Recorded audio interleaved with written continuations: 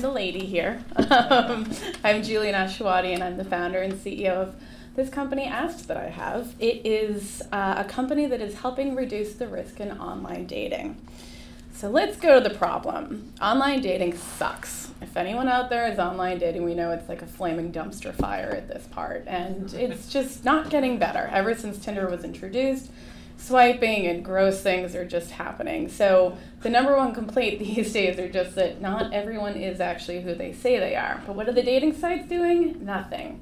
They don't vet or verify anyone on their platforms. They just let people in with an email address and hope for the best. That's all they care about is user numbers.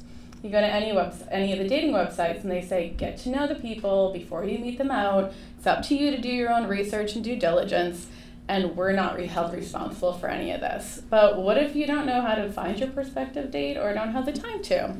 Well, unfortunately, as you can read up there, you might find yourself on a date with a bank robber, like what happened to me. Yeah, so 2 days before I was about to go out with a guy after many, many failed dates of people lying to me about who they were, I decided to finally just, take a few minutes, do some due diligence, and with the first name and phone number, I saw the headline, wig-wearing bank robber finally arrested. I was like, wow, dude. So I Snapchatted it to him, because we were talking on Snapchat, and he goes, how'd you find my last name? And I was like, dude, you're a bank robber. let's talk about your last name right now. And he's like, well, wait, are we still going out on Monday? And I'm like, no. So what is the solution here? Well, our solution is a sleuthy new BFF. It's the only human-powered solution doing all the due diligence for you to make sure your prospective date isn't hiding any red flags. We vet and verify them as the dating sites should but do not, but we do this manually. We are against the people search bars that just return rubbish results for the most part. And we just have sleuthy investigators that scour public information looking for everything you want to know about but don't have the time to or don't know how to. It is affordable, $30, approachable. We chat all day long with these people, and rapid turnaround of 24 hours if you need it. So the market has about 50 million people out there that are online dating in the U.S. with tens of thousands of dating sites that are niche-y, farmers only, but it's the same site as the same people. It's on Match because they all sell each other's information. I know so much about this, it's stupid. I won't bore you though. But so what I wanted to do was enter the dating industry in a place that I wasn't competing with any of the junk because no one's actually doing this. I wanted to be a complementary add-on to the existing dating sites so you could take it back into your own hands for your own safety. And just for your peace of mind to know that this person that you met is real, is, not a convict, isn't a sex offender, and then the list goes on of things I've found.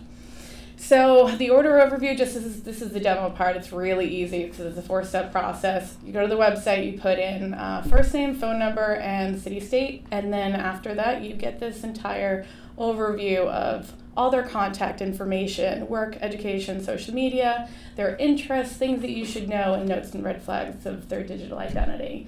So there have been a lot of things that we've found that we find like womanizers. If you go on someone's Facebook page, you can see the comments that they make on other Facebook photos. So I can say to one of my clients, hey, if you check out this photo from this famous person, here's a comment that says wow, you're a fatty, lose some weight. And I'm like, this is how this guy acts when he thinks no one's looking, when he's coming to you saying that, everything's great. We've found people that are obviously still married, the ring's on in the pictures that you're not seeing. We've found 3 different Facebook accounts with 3 different wives. We've found that he is, one of the guys had a GoFundMe page for $40,000 from 3 weeks ago where he was just kicked out of his house from his wife for his second DUI and living on the streets. And here was his Tinder picture. This lady's like, who is he? And I was like, no, don't date him. I don't tell them not to, but it's here's his GoFundMe page. You decide what you want to do with that. So to wrap this up, I already went into what the single report costs and what we do. Enterprise, we do obviously discounts for partnerships and matchmakers.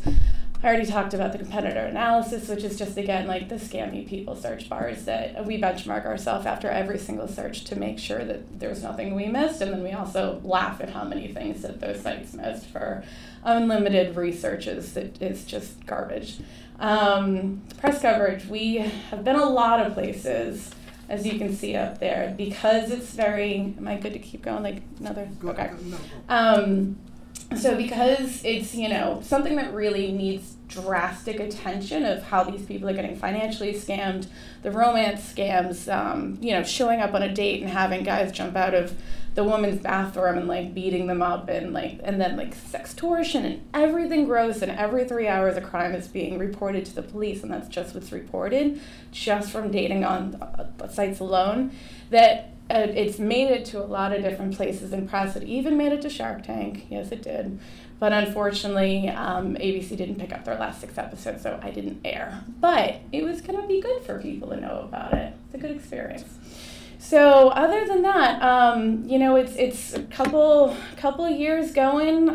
It's been really good. We're still growing, and we're still saving people and their heartache one online date at a time, and having fun too. It's a passion, and everyone that's on board loves it, and clients, repeat clients. It's been a lot of fun. It just needs to obviously continue to grow, and as people unfortunately come to us not trusting someone and then not trusting the options that are out there, so then they're like, why am I trusting you now?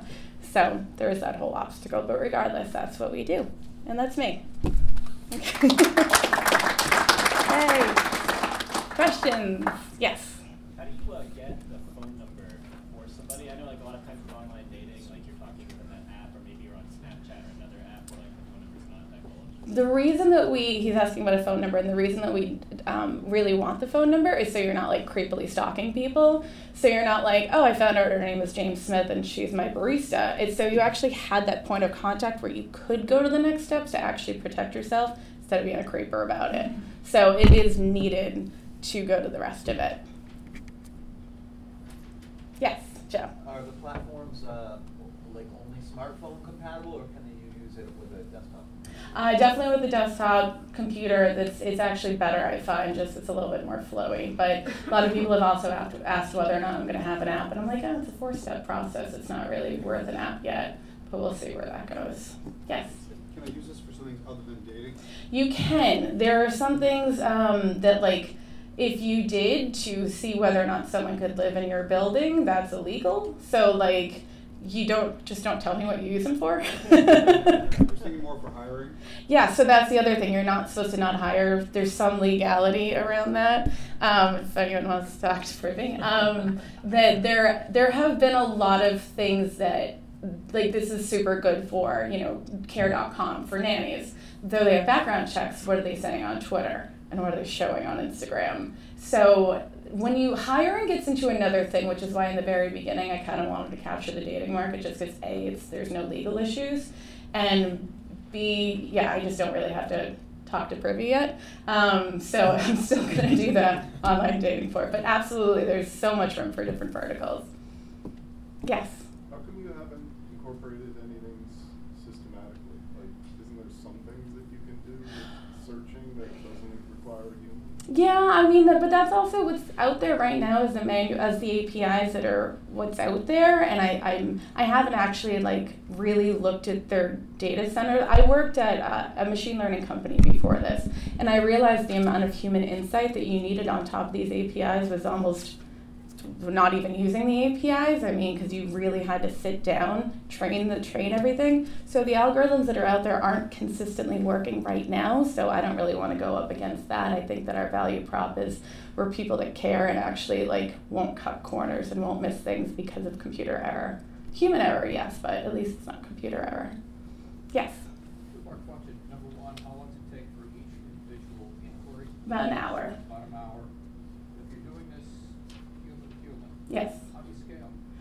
I mean, honestly, it's every time you need an Uber, a car shows up. You know, every time someone needs it, I just keep staffing and hiring. The amount of people that applied overnight for this was outstanding. The amount of passion that people have to keep people safe. So it is about getting people on and onboarded, and of course, that's the logistical nightmare of having people being the main part and not just the algorithm running in the back. But I also grew up in the service industry, and I've seen super growth over that, and I know it can be done. So I think with the right, and there have been other companies that have done manual things like that that have grown okay-ish. But how are you going to be able to maintain consistency from person to person? I think it's just training. I think it's constant, just with my onboarding, with the right people in place, and just make sure that the consistency and quality is up to par, and if not, that's getting rid of that human that's doing it and putting on someone else, because the need is so great that people want to do this from home, that I'm just really, hoping, really. Was that the second part or was that the first part? Awesome. Okay, good. Yes? Is staffing onshore or offshore? Staffing onshore. We had first looked into offshore, but decided to stay onshore. Yes? Most accounts that you look at, especially with my age bracket, people want to keep their accounts private. Right. How are you guys accessing private? So unfortunately, you can only see what I can only see what you can see. I just find it for you. So it would never go and friend someone on Instagram and do screenshots. Because that would never be able to scale. But also it's just a solid link. But if we find that in their Instagram photo that there's a kid that, you're she's single and 22, and I'm no, this account belonged to her, but she's 44 and a kid, that's something for you to look at. Yes? So what if we cannot find any information if the Instagram? That happens, and that sucks. Yeah, so unfortunately, I know that they're people. We know that they are people because they're gone back to public information of being registered voters even, but literal ghosts online. And at that point, it's, we still did our work. No one's ever complained about finding a ghost because I was if you can find something, I'll refund you, but they're just not on there from any system that we've worked through. So it does happen. Yeah. Do you look at the doc web? No, we don't. Just general public information. That gets dicey too, I think. Yeah. We good? All right, thanks guys. Woo!